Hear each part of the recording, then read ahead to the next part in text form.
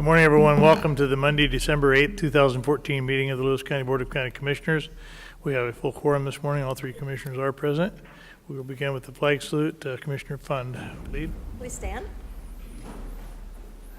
I pledge allegiance to the flag of the United States of America and to the republic for which it stands, one nation under God, indivisible, with liberty and justice for all. You may be seated.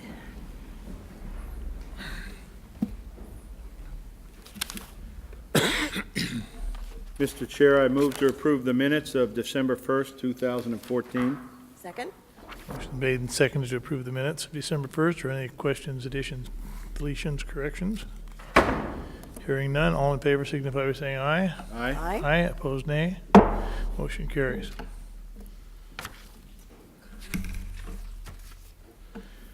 We have one person signed up for public comment, Floyd Grimm. Please just come up to the mic, state your name and where you're from, and make your statement. My name is Floyd Grimm. Floyd, would you pull the mic up a little bit so otherwise it doesn't get recorded? Okay. Thank you. My name is Floyd Grimm. I live on the Little Hannaford Valley, and I'm tired of being shot at. It's open for modern rifle. It's open for muzzle loaders, and it's open at times for archery. I'm requesting you people to change the law to archery only, because they drive down Jones Road, all they see is the elk in the middle of the valley, and they fire directly at the homes on the Little Hannaford Road. I've talked to them, and I've talked to them, and I've talked to them, and it doesn't cease. Is this a common, the same people all the time or different people? It's the same landowners, of course, and they allow lots of people to hunt on their property. And it's always different people, but all they see is the elk. They don't see the houses in behind it. I've even had neighbors that get their kids together, put them in the car, and run to town to get away from it. Can you please change the law so it's archery only in the Little Hannaford Valley? And if you don't want to do the whole valley, at least the part of the valley that is surrounded by the Jones Road. Yeah. And if you want, I can bring more neighbors in at your next meeting to verify the problem. Oh, we believe there's a problem, and I think that when we spoke before, you actually mentioned that you had called the sheriff and they'd been out and filed a report. Thanksgiving Day. And they were even shooting and hunting and spotlighting after dark until after 10 at night. And I'm getting the one-fingered salute for calling the sheriff. Yeah. Recognizing the problem, I think you need to talk to Mr. Elsey and Lee Napier regarding a no-shooting zone and the procedure that needs to be put in force to do that. Okay? Who do I speak to? Lee and Tim, would you guys give cards to Mr. Grimm?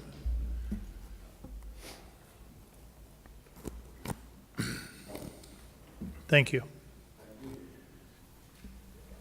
There's no other public comment, so we'll proceed with the agenda.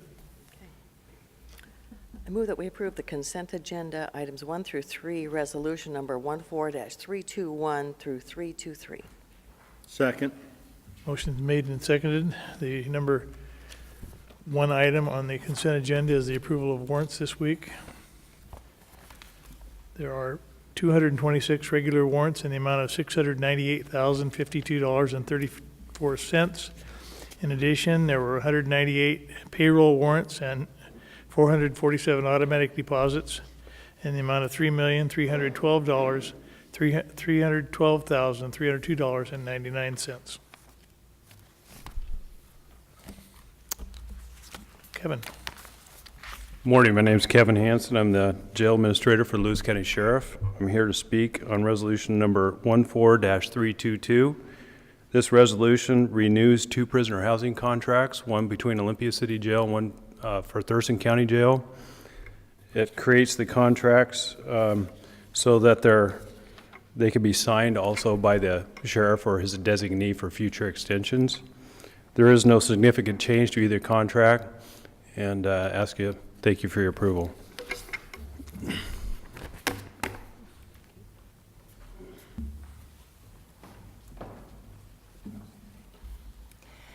Good morning, Lee Napier, Director of Community Development, speaking on agenda item number 3, Resolution 14-323. And the resolution before the Commissioners is approval of an 8th supplement to a personal services agreement between West Consulting and Lewis County. So this is one of the roles that Lewis County provides as fiscal agent to the Flood Authority, and this is a project of the Flood Authority related to an early warning system. Flood Authority has recommended this be approved and that this work continue. Any questions? Thank you. Comments on the consent agenda? Seeing none, hearing none, I will call for the vote on the consent agenda. All in favor signify by saying aye. Aye. Opposed, nay. The motion carries.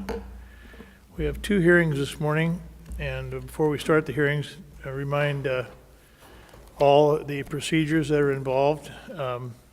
We will start out with a staff report of the hearing and what it's all about, followed by a question and answer period, and that will be closed, and then will be reopened for the actual comment period. So there's 3 stages of the process. We will limit comments to 3 minutes when we get into the comment period. So we'll begin with the Countywide Planning Policies, Resolution 14-324. Patrick. Hi, my name is Patrick Babineau. I'm the Lewis County Long Range Planner, and I'm here to talk about Resolution 14-324, approving the existing Lewis County countywide planning policies. On April the 9th, 2014, the Lewis County Plan Growth Committee, which is made up of representatives from each of the cities in the county as well as the County Commission, met to discuss the countywide planning policies and decided to recommend to the Lewis County Planning Commission not to amend them this year. The Lewis County Planning Commission then met for a workshop on September 23, 2014, to discuss the countywide planning policies. Then later held a public hearing on October the 14th, 2014, and decided to recommend in its letter of transmittal to the Lewis County Board of County Commissioners to pass a resolution approving the existing countywide planning policies and not making any amendments for this year. Any questions? Questions from the board? Does anyone from the public have any questions regarding this change or non-change, as the case may be? Then I will close the question and answer period and ask if you would like your comments incorporated into the hearing. Patrick? Yes. All right, we'll open the hearing. Is there anybody who has comment on this resolution? No one has signed up, so hearing none. Last chance. I will close the hearing and ask for a recommendation from the board. Mr. Chair, I move that we approve the countywide planning policy resolution number 14-324. Second. Motion's made and seconded. Are there any further questions? Hearing none, I'll call for the vote. All in favor signify by saying aye. Aye. Opposed, nay. Motion carries. Thank you, Patrick. Our next hearing is regarding ordinance 1259 impact fees.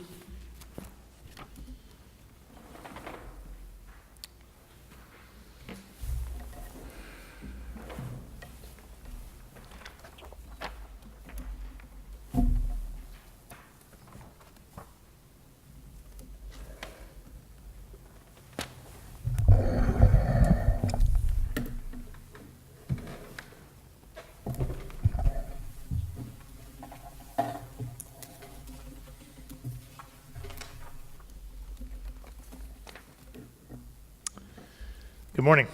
Good morning.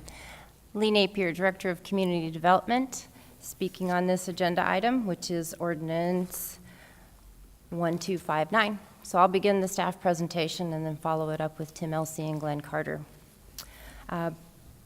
Previously, the board considered creating a new chapter in county code to establish an impact fee program.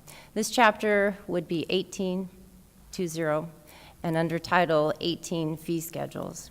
At the conclusion of this public comment period of the first public hearing, the board directed staff to explore an alternative approach or approaches, which is now before you in draft ordinance 1259. Why is the county considering impact fees? Well, the Growth Management Act requires that a county that approves a fully contained community, such as the Birchfield fully contained community, collect impact fees to help pay for the infrastructure needed to serve the fully contained community. Draft Ordinance 1259 would establish impact fees within the area known as the Birchfield fully contained community. This is an alternative approach that establishes the collection of impact fees to a service area, and the service area in this case is the fully contained community. We believe that by making the service area correspond with the Birchfield fully contained community, that we're also consistent with sound planning and engineering practices and principles. Further supporting the approach is that impact fees would be imposed on development within the Birchfield fully contained community to offset costs for new road infrastructure needed to serve traffic from Birchfield, and will help to pay for school improvements needed to serve the students who would live in Birchfield.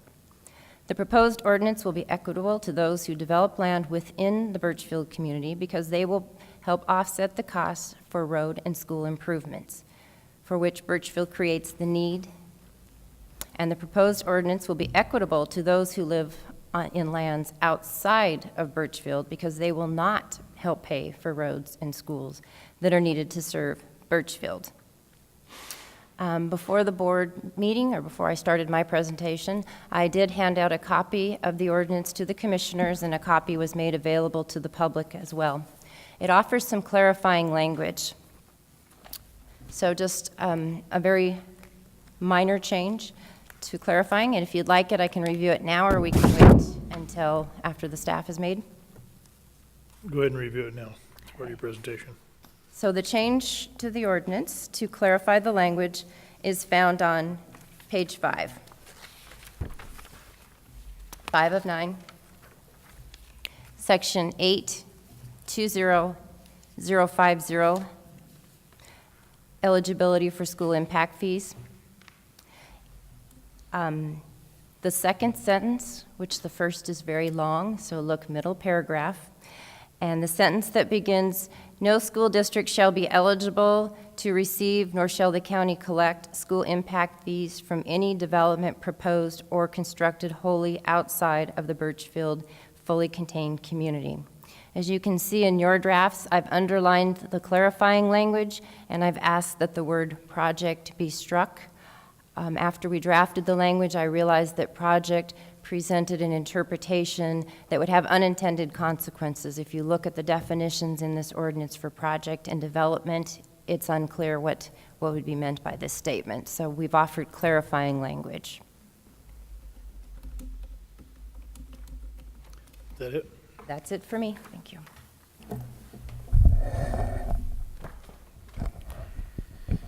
As Lee mentioned, we originally had a hearing on November 26, 2012, and when we presented to you in that hearing, we presented you with 6 transportation service areas. At that time, there was a lot of testimony from the public, and the commissioners remanded this back to staff for us to revisit this issue. We've since met with the master builders, and we've met with our transportation engineer, and we believe that we can get this down to one transportation service area, as Lee mentioned, which is the Birchfield fully contained community boundaries. And so the one improvement that we're looking at right now is for the improvement of Middle Fork Road from the intersection of Jackson Highway to Birchfield community. Birchfield will add 2,500 residential units and approximately 1,550 PM peak hour trips. We believe that the improvements to Middle Fork Road will represent a reasonable service area and improvements based on sound planning and engineering principles. The cost of this improvement is approximately $16,630,000. Approximately 50% of this will be paid by impact fees, and this pencils out to about $2,533.26 per PM peak hour trip, or $2,660 per residential unit. Impact fees for other uses will be determined using the Institute of Traffic Engineers Trip Generation Manual. Therefore, if you have a convenience store, the Trip Generation Manual provides for methods to determine how many trips will come from that, and therefore what the impact fees would be for that convenience store. The impact fees, as presented, will be collected at the issuance of building permit or land development permit if a building permit is not required. And the land development permit means that if it's a larger project, that would be some type of a conditional permit that would be used. It doesn't mean for like a septic system or something like that. These impact fees must be used within 10 years of collection, and they can be used for engineering or environmental studies or permitting. There will also be intersection improvements that will be needed based on this development. Those will be the intersection of Middle Fork Road and Jackson Highway and SR 508, Jackson Highway, Forest Napavine Road, and Forest Napavine Road and SR 508. Those will be provided for as part of the SEPA and are not being provided for as part of the impact fees. Okay. Any questions? Thank you.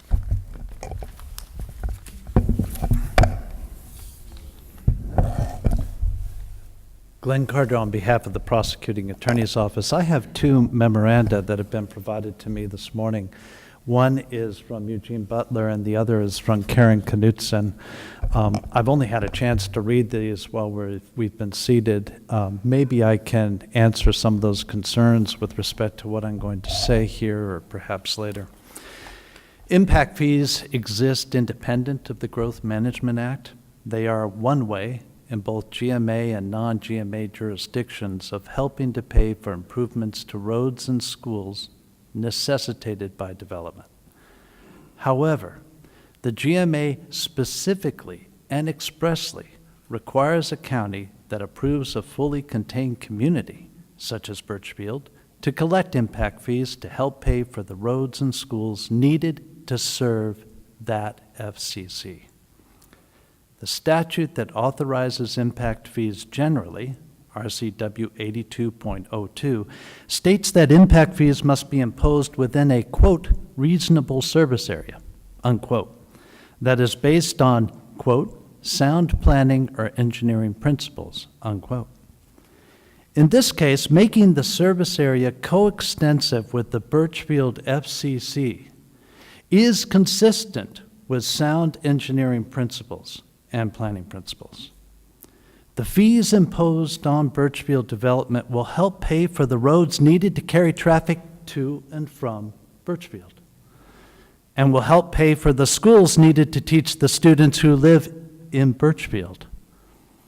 The Washington courts have upheld impact fees that are different in different parts of a county or jurisdiction, and that are different in different parts of a school district. The proposed ordinance will be equitable to those who develop land within Birchfield because they will help pay for the roads and schools for which Birchfield creates the need. And the proposed ordinance will be equitable for those who develop land outside Birchfield because they will not pay for the roads and schools for which Birchfield, the FCC, which the statute in the GMA addresses, the Birchfield area, that is the one that creates the need, and that's why it's limited to that area. Thank you. We'll open the question and answer period. Any questions for the staff? I have a quick question. Bill? I read in several of these areas, when they talk about school impact fees, and one is on page 8 of 9, it says, "The county hereby establishes separate special purpose non-lapse impact fee fund for school impact fees." Now, when you addressed which roads and which intersections were affected, I don't see anybody from the school district, and I don't see anywhere in here where we address which schools are affected. Is that listed anywhere? Which schools are affected? Which school districts? I see the fire district here, so I see the fire district and the roads. I just, have we coordinated with the school districts, and if so, which ones? Yes, we did. I met with the Onalaska and the Chehalis school districts. So those are the two impacted? That's correct. Those are the only two school districts that are impacted here. Now, this does not impose impact fees for schools at this point. They would have to have an updated capital facilities plan which indicates impact State due or school to. district? School That's district. correct. That, which would indicate improvements due to the impacts from the Birchfield fully contained community. And those would be the only improvements that could be charged impact fees. And the way that I read this, all this is obligating in this ordinance is that the county set up funds, they fund for that purpose if they decide to impose impact fees. Is that correct? Correct. And just along those lines, Glenn Carter again, in 18.20.020, the school districts are identified as Onalaska and Chehalis school districts. Which one is that again? Which? 18.20.030 at page 3. Page 3 of 9. 3 of 9. Any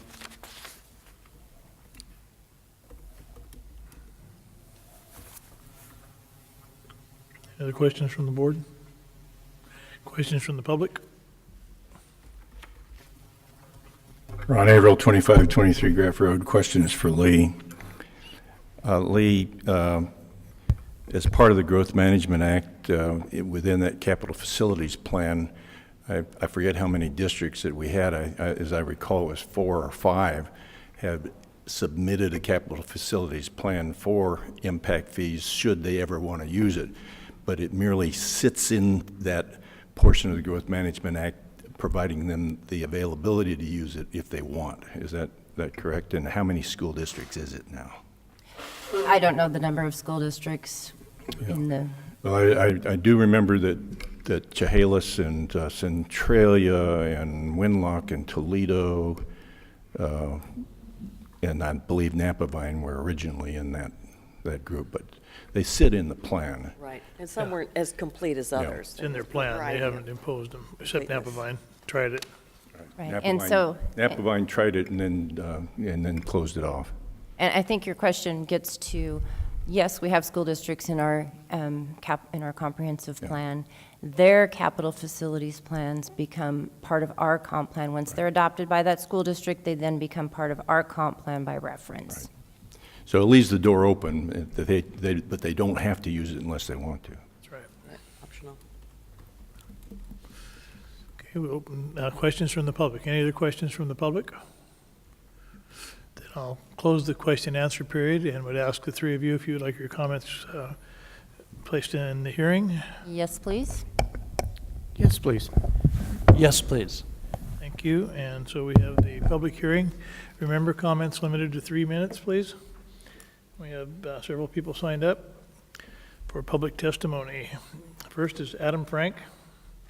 And I'd like please state your name and address, please, and either your opposition or acceptance, approval of.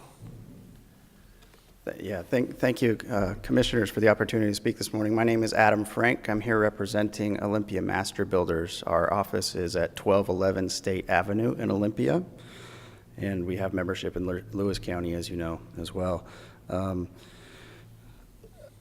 We are grateful for the work that the Commissioners and the county staff have put in on this ordinance, and we're thankful that they were there to listen and to make meaningful changes to address the concerns of our Lewis County membership.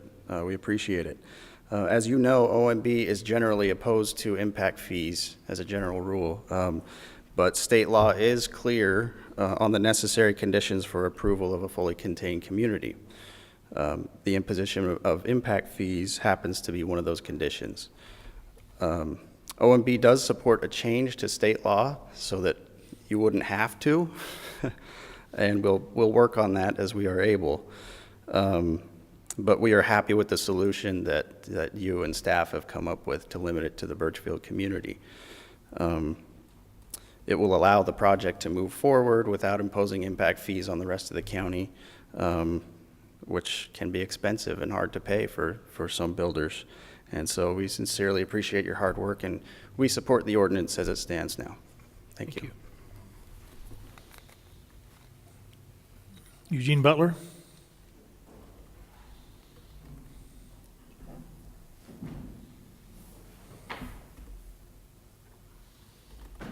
Thank you. My name is Eugene Butler. I'm a citizen and taxpayer in Lewis County. I reside at 196 Taylor Road, Chehalis, and I would like to hopefully try to keep this down to 3 minutes, but I hope you will enjoy and indulge me in a little extra time if needed. Through the mechanism of FCC, this developer seeks to create an unincorporated urban growth area to become the county's third largest urban growth area, just under the size of the city of Chehalis, and more than 3 times the size of the county's largest existing unincorporated area. Before it can do so, the county is required to enact an impact fee ordinance to provide for the partial funding of certain related impacts. The state law requires that impact fees be collected and spent for public facilities addressed by a capital facilities plan element of the comprehensive plan. And this ordinance refers to the Transportation Impact Fee Program Report as identifying the transportation projects covered. The Transportation Impact Fee Program Report bears evidence of preparation by a private contractor, but it does not bear any evidence of adoption by Lewis County. The county may assert that the comprehensive plan's recitation that each annual update is hereby adopted by reference is sufficient to adopt as part of the comprehensive plan whatever might be on file in the office of the Public Works Director. I don't agree that this blanket approval of whatever some report might generate, with no evidence of review by the Planning Commission or Lewis County, can amend a comprehensive plan. Should you determine that this report has been adopted by reference, it is deficient in that it does not address the Forest Napavine Road as identified by the hearing examiner, Scheibmeyer, in his 2007 decision on the FCC approval. It fails to adopt facilities that must be addressed for the approval of the FCC. As to schools, there is no amendment to the capital facilities element of the comprehensive plan, nor is there a fee schedule as required by statute. Mr. Butler, your 3 minutes are up. I'm going to indulge you one more minute. Mr. Chair, I would ask you that he had finished because I'm interested in hearing that, so Thank I you. appreciate that. Thank you. May I proceed? Yes. Thank you. It's premature to adopt an impact fee ordinance as to schools. Now, state law requires that the identified public facilities be addressed by impact fee ordinance must lie within a service area. While the rapid growth sufficient to trigger the need for impact fees are occasioned by the consideration of the Birchfield FCC, Birchfield is not the exclusive contributor to the need for improvement of the targeted areas, the Middle Fork and Forest Napavine roads, or the need for new classrooms in the Onalaska and Chehalis school districts. As further will be argued by Ms. Knutson, the service area should include the area containing the public facilities, and it does not. We're forced to deal with the impact fee issues and the growth management statute posits the impact fees are a device to deal with rapidly growing areas. And the statute 8202-070 requires impact fees may not be accumulated for a greater period than 10 years. And in its requirement that FCCs must be accompanied by impact fee ordinances, there seems to be pressure to sustain the needs for newer enhanced public facilities. But in the last 115 years, since Washington became a state, growth in that area has been minimal. And the zoning ordinance classifies non-resource lands as truly rural and limits the development to one unit for 10 acres. And given those challenges, it's just unreasonable to assume that we're going to have sudden growth simply by the approval of an FCC. So we believe that and other reasons, and the reasons that will be also presented by Ms. Knutson should dictate, should result in your declining to approve this ordinance. Thank you. Thank you. Karen Knutson?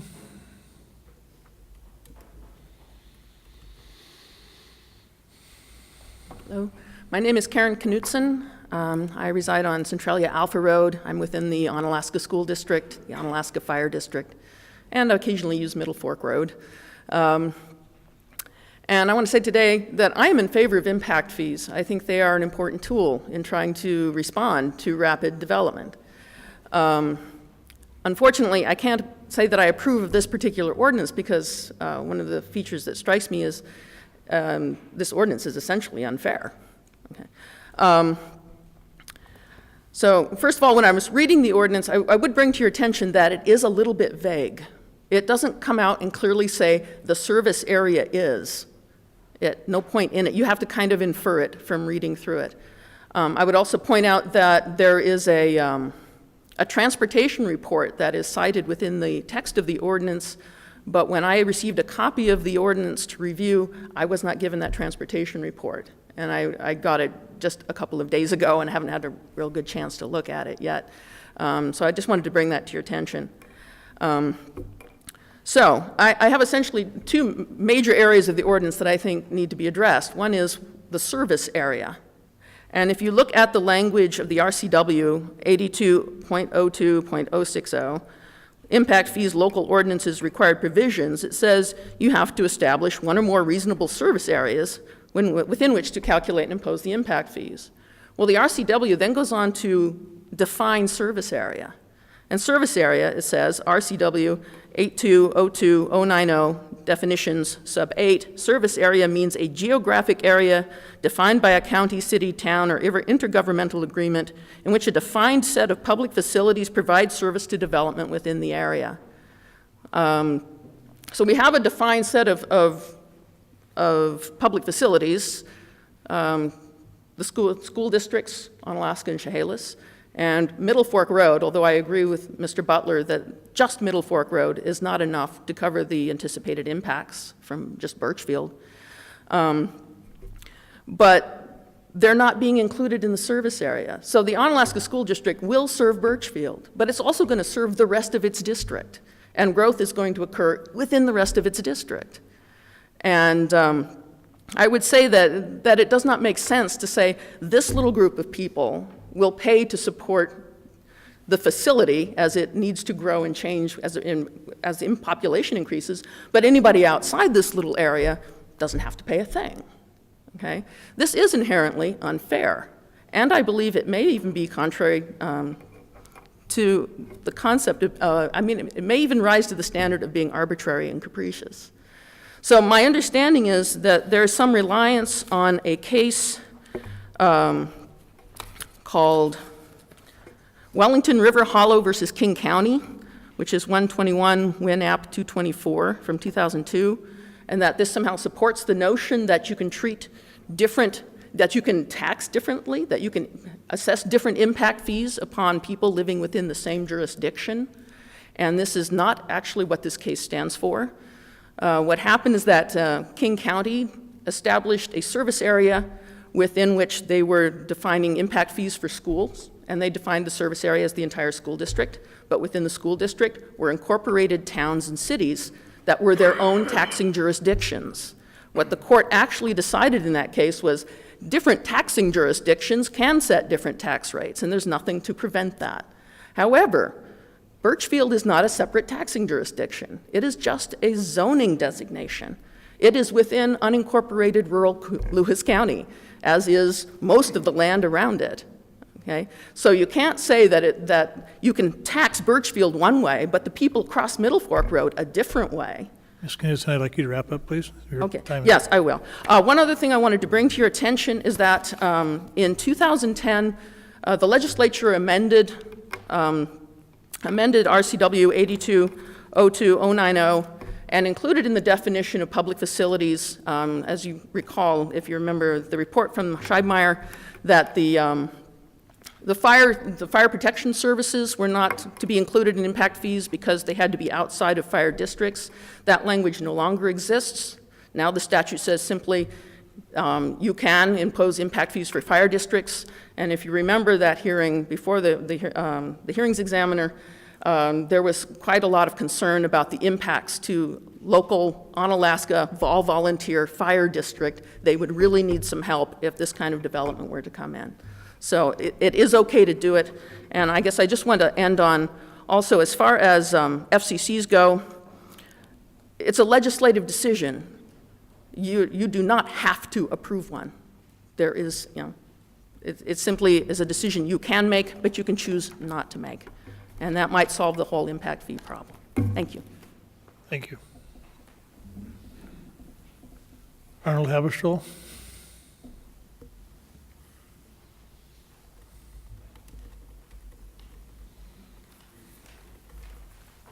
Hello, Commissioners. Arnold Haberstro, P.O. Box 765, Napa Vine, Washington. I stood in front of you guys before opposing impact fees for the reason that how they were presented and what they did. In my mind, and I think in a general concept, what we're doing with impact fees today is what they were intended for. When you take a completely new planned unit development and you are having new requirements, to me, that's why an impact fee are there. So I think you guys got it right this time. Not to just do a blanket thing, but the particular focus on a development, the needs that's going to need to be developed, and have them people pay for it without everybody in the whole county. So I just wanted to say, I think, like I say, in the past I've been opposed, but this is a reason I think impact fees were designed. Thank you. Thank you. Virgil Fox. Okay. That concludes the people who are signed up for the hearing. Does anyone else like to speak on this ordinance?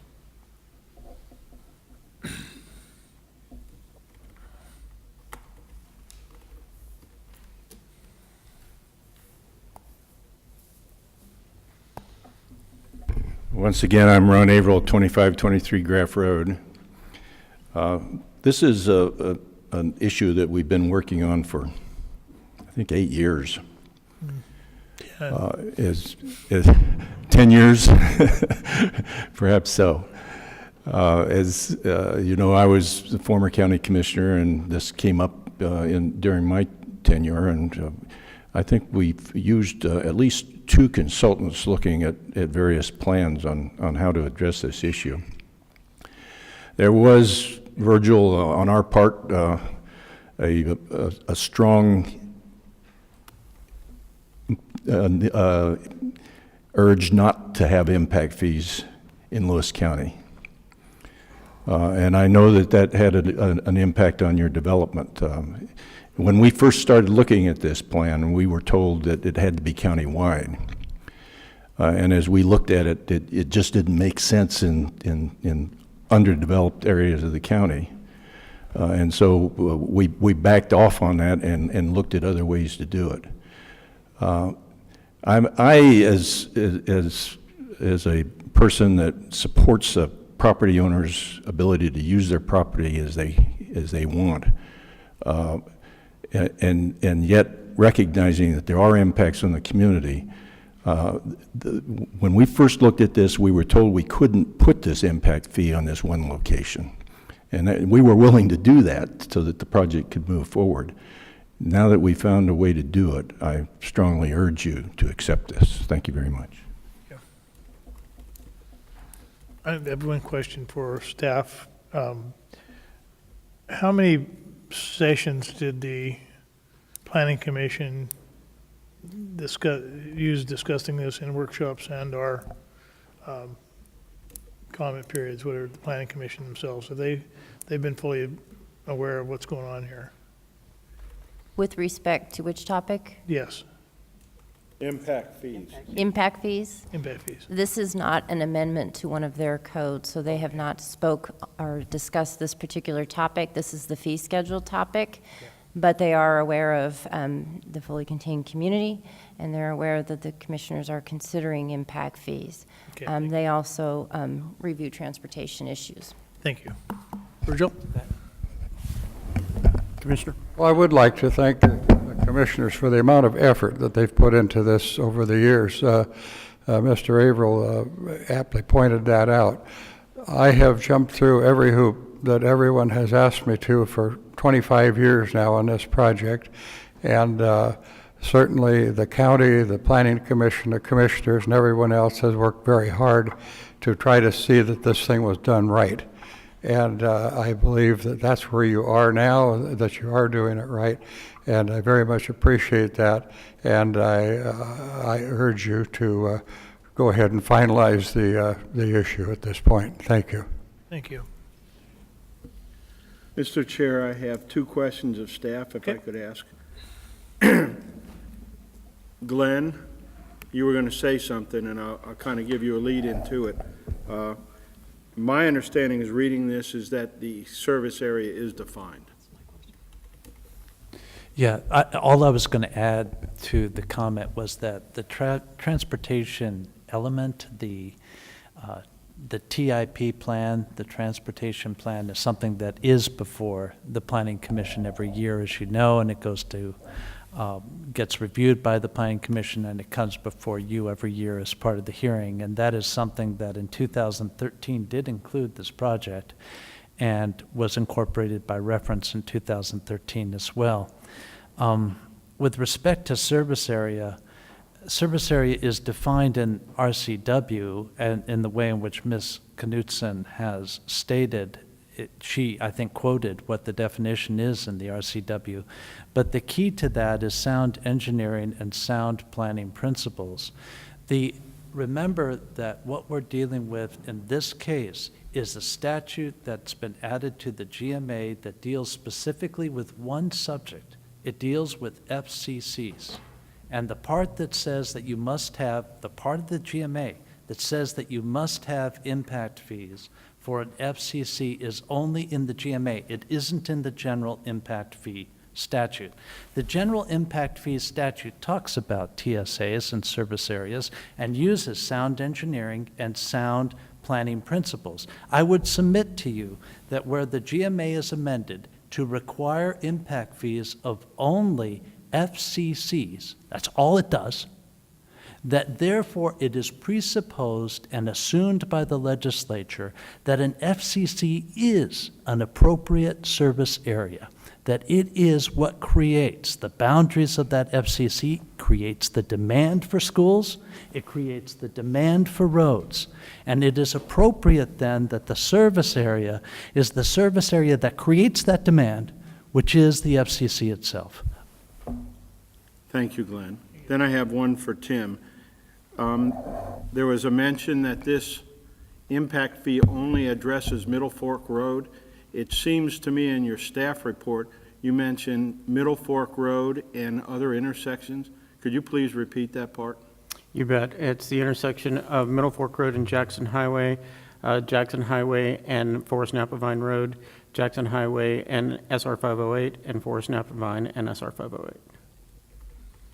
And the last comment I'd like to make is that it was mentioned unfair, and the previous hearing we had on this, there were several concerns, and we have now addressed what I think those concerns are, both with the fire district, with the developer, with the master builders, and I haven't had any negative comments from the school district. So I think we tried to address the fairness issue in here, and I think we got pretty close. So that's all I have. Go ahead. When I first came on, we were talking about this. It's a very complex issue, and I understand we're one of 2 FCCs in the state. Is that correct? Yes.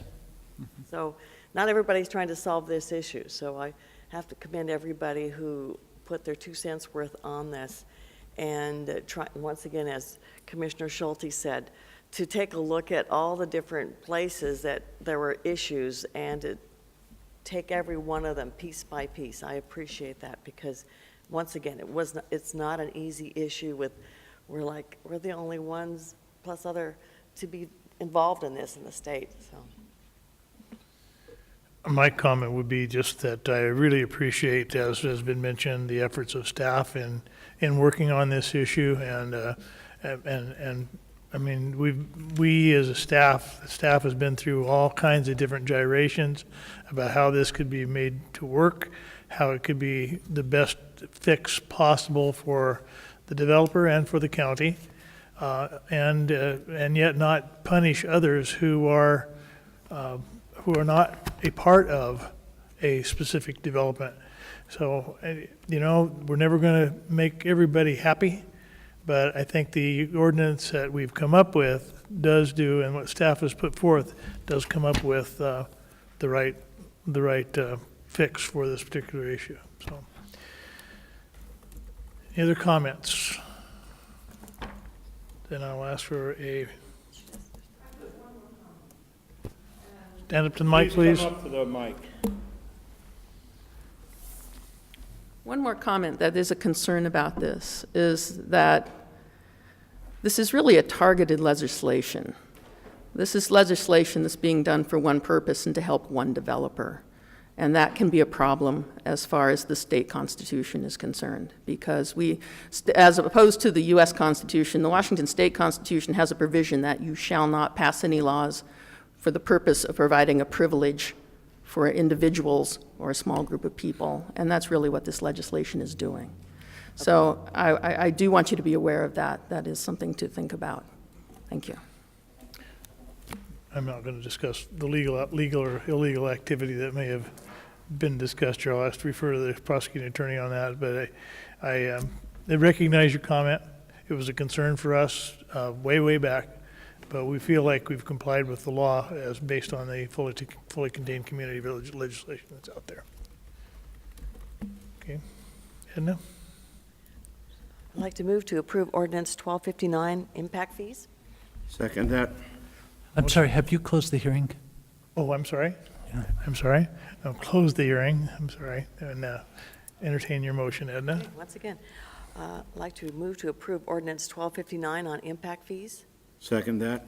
Motion made and seconded. Are there any other comments from the board? Hearing none, I'll call for the vote. All in favor signify by saying aye. Aye. Aye. Opposed, nay. Motion carries. Mr. Chair, with no further business, I move we adjourn. Wait a minute. We have one other item to take care of, I think. Do we need to do that? Mr. Chair, I would rather adjourn first. Okay. The motion been made to adjourn. Do you second? Okay, second. Motion made and seconded to adjourn the meeting. All in favor signify by saying aye. Aye. Aye. Opposed, nay. You're under, Sir, Chairman. I'm sorry? I apologize, I apologize that I didn't catch this earlier, but the proposal was made at the beginning by staff to amend that one sentence of the ordinance. Oh. So the motion has to say as amended? As amended, Yes. third time? Charm. Yes, I move that we approve ordinance 1259 as amended regarding impact fees.